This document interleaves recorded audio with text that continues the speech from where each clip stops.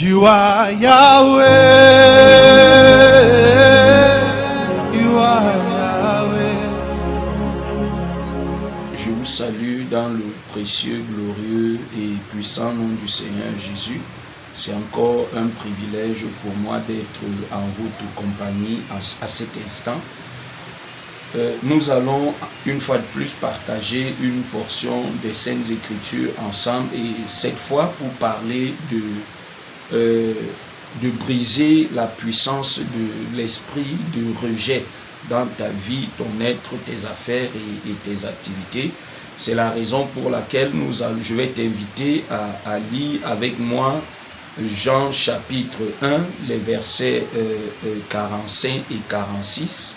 Dans Jean chapitre 1, les versets 45 et 46, la Bible nous dit que Philippe rencontra Nathanaël et lui dit: nous avons trouvé celui de qui Moïse a écrit dans la loi et dont les prophètes ont parlé, Jésus de Nazareth, fils de Joseph. Nathanaël lui dit: peut-il venir de Nazareth quelque chose de bon? Philippe lui répondit: viens et vois. Peut-il venir de Nazareth quelque chose de bon? C'est la question que Nathanaël pose à Philippe. Simplement pourquoi?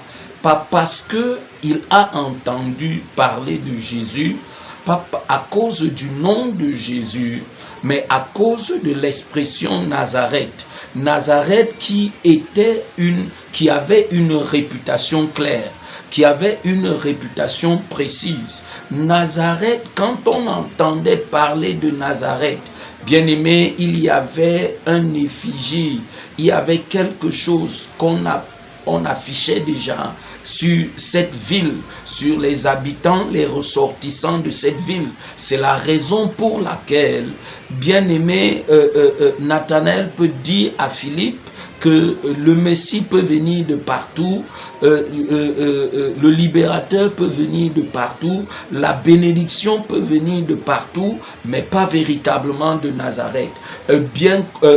Tout comme moi, nous savons qu'il y a certaines bénédictions que nous manquons à cause des noms que nous portons, à cause de nos villages de provenance, à cause de nos ethnies, à cause de nos tribus, à cause de notre localité, à cause même de notre pays d'appartenance. Il y a des points du monde où tu arrives, tu peux accepter prendre toute autre identité, mais lorsque tu dis je suis Camerounais, on te taxe, on te classe, on te met dans un certain cadre. Lorsque tu vas te présenter dans une famille pour dire, lorsque tu viens au milieu de tes frères et sœurs pour dire voilà, je vais épouser une fille boulou, il y a un raisonnement que les gens ont, ou bien pour dire que voilà, je vis avec un gars Iwondo, un quoi. Il y a un raisonnement, un genre de pensée, il y a un type de classification, un style de rejet qui n'est pas véritablement la faute de ta personne ou de ton être, qui n'est pas qui ne te représente véritablement pas, mais c'est comme un manteau, c'est comme un vêtement qu'on vient mettre sur toi, rien que parce que on a appris que tu sors de telle région, rien que parce que on a appris que tu fais telle et telle autre chose. Et c'est ce que j'ai appelé ici l'esprit de rejet.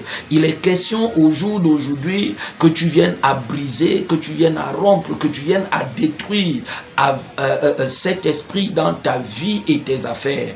Et si le Seigneur Jésus s'est retrouvé dans une telle classe, dans une telle posture, dans un tel village, dans un tel quartier, dans un tel pays, dans une telle nation, si le Seigneur Jésus s'est retrouvé au milieu des pauvres alors qu'il était chargé et qu'il était grand, je prie pour toi au jour d'aujourd'hui que tout ce qui était en train de te retenir dans ce sens, qui empêchaient que tu aies un bon emploi, qui empêchaient que tu viennes à te marier, j'élève la voix dans la présence de Dieu et je commande que tout type et toute forme de rejet de ce genre qui était établi dans ta vie te libère et libère ta destinée, libère tes affaires et tes activités, parce que la Bible est claire dans le livre des Actes des Apôtres, chapitre 10 au verset 34, la Bible me dit que alors Pierre, ouvrant la bouche, dit: en vérité, je reconnais que Dieu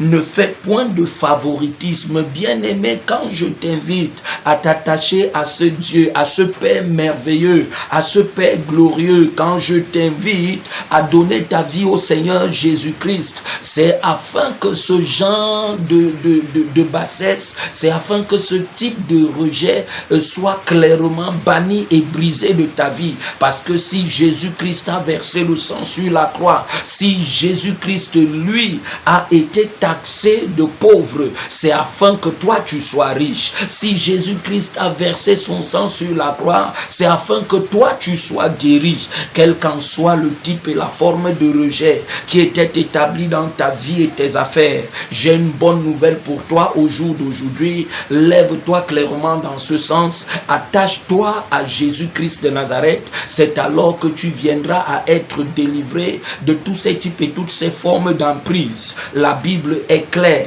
dans le livre d'Ésaïe chapitre 53 à partir du verset 2. La Bible nous dit ceci: il s'est élevé devant lui comme une faible plante, comme un rejeton qui sort d'une terre desséchée. Il n'avait ni beauté ni éclat pour attirer notre regard, et son aspect n'avait rien pour nous plaire. Méprisé et abandonné des hommes, homme de douleur et habitué à la souffrance, semblable à celui dont on détourne le visage, nous l'avons dédaigné. Nous n'avons fait de lui aucun cas, mais cependant, la parole de Dieu est en train de parler de la personne de Jésus-Christ de Nazareth, qui se tient à la porte de ta vie au jour d'aujourd'hui et qui, bien-aimé, est en train de t'inviter afin que tu viennes à sortir de ce rejet, de cet abandon, afin que tu viennes à sortir de toutes ces choses. Le verset 4 d'Ésaïe 53 dit que cependant, ce sont nos souffrances qu'il a portées, c'est de nos douleurs qu'il s'est chargé,